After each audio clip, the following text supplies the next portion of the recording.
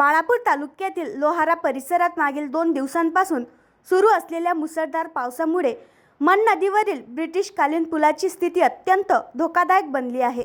पुराच्या प्रवाहात पुलाचा काही भाग खचला असून पुलावर 2 मोठे खड्डे पडले आहेत। परिणामी बुधवारी रात्रीपासून गुरुवारी सकाळी 8 वाजेपर्यंत 3 जिल्ह्यांना जोडणाऱ्या या महामार्गावरील वाहतूक पूर्णपणे ठप्प झाली होती।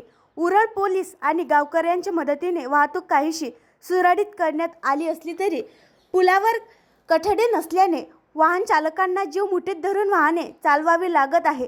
या पुलावर अनेक किरकोळ अपघात घडत असून भविष्यात एखादा भयंकर अपघात होण्याची शक्यता नाकारता येत नाही, अशी भीती व्यक्त होत आहे।